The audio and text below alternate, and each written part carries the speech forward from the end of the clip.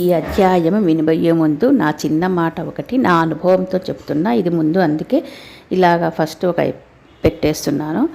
ఇది అధ్యాయము నేను రికార్డింగ్ చాలా రోజుల వరకు చేయలేదన్నమాట. ఎందుకో అర్థం కాలేదు. పుస్తకం తెరుస్తున్నాను కానీ అర్థం కాలేదు. టైం ఏదో డిస్టర్బ్ అవుతూ ఉంది. ఎందుకు అని వదిలేశాను. కొన్ని రోజులు అసలు రికార్డ్ చేయలేదు. తర్వాత ఒకరోజు దీపారాధన చేసుకుంటూ కూర్చొని రికార్డ్ చేసుకుందామని మొదలుపెట్టాను.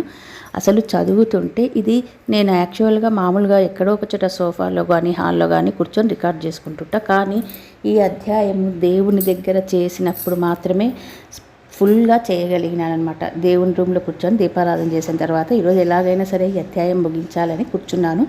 కానీ ఇది ఇక్కడ ఎందుకు భగవంతుడు నన్ను చదివించినాడో తెలియదు. కానీ ఏ డిస్టర్బ్ ఉండదు కదా మనం దీపారాధన చేస్తున్నప్పుడు. ప్రతి పదము మైండ్లోకి ఎక్కుతుంది చదువుతున్నప్పుడు.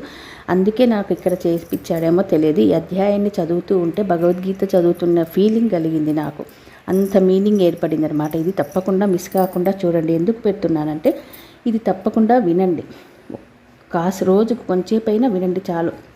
ఈ అధ్యాయము చాలా మిరాకిల్. నాకు అన్ని అధ్యాయాలు ఎక్కడైనా కూర్చొని రికార్డ్ చేస్తూ ఉంటాను. ఒక్కోసారి సోఫాలో కానీ ఎక్కడో చోట హాల్లో కానీ ఇది దేవుని దీపారాధన తర్వాత చేసినప్పుడు మాత్రమే కంప్లీట్ చేయగలిగినాను ఈ అధ్యాయం అనమాట. ఇంత పెద్దగా ఉంది ఎలాగా అనుకొని కొన్ని రోజులు వదిలేసాను. కానీలే టైం వస్తుందిలే అని. కానీ ఒకరోజు దీపారాధన చేస్తూ ఈ అధ్యాయం మొదలుపెట్టాను.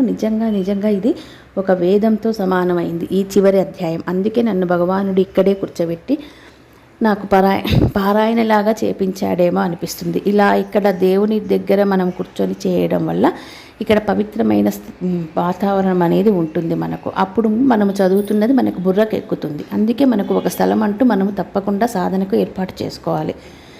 అందుకేనేమో భగవంతుడు అలా ఒక సాధన ఏర్పాటు చేసుకొని ఒక స్థలం నిర్ణయం చేసుకొని అక్కడ సాధన చేస్తూ ఉండాలని భగవద్గీతలో కూడా ఉంది అనమాట. ఇది నాకు చాలా మిరాకిల్. నేను ఇక్కడ దేవుని దగ్గర కూర్చొని దీపారాధన చేస్తున్నప్పుడు మాత్రమే ఇది నాకు బాగా మైండ్కు అందింది. మామూలుగా బయట కూర్చొని చదివాను కానీ ఏం మైండ్కు అందలేదన్నమాట. ఫస్ట్ కాసేపు సగం రికార్డ్ చేశాను కానీ ఏం అందలేదు, మైండ్కు తీసేశాను. తర్వాత నేను దీపారాధన చేస్తూ దేవుని దగ్గర కూర్చొని చదివినప్పుడు మాత్రమే ఇందులో ఉన్న అర్థము కాస్త అయినా బోధపడింది అనమాట. అందుకే భగవంతుడు అక్కడ క్యాన్సిల్ చేయించి నువ్వు ఇక్కడ చదువుకో అనేటట్లుగా నన్ను ఇక్కడ చదివించాడు. ఇది ఒక పారాయణలాగా చేశానన్నమాట. ఈ అధ్యాయం మాత్రము చాలా బాగుంది.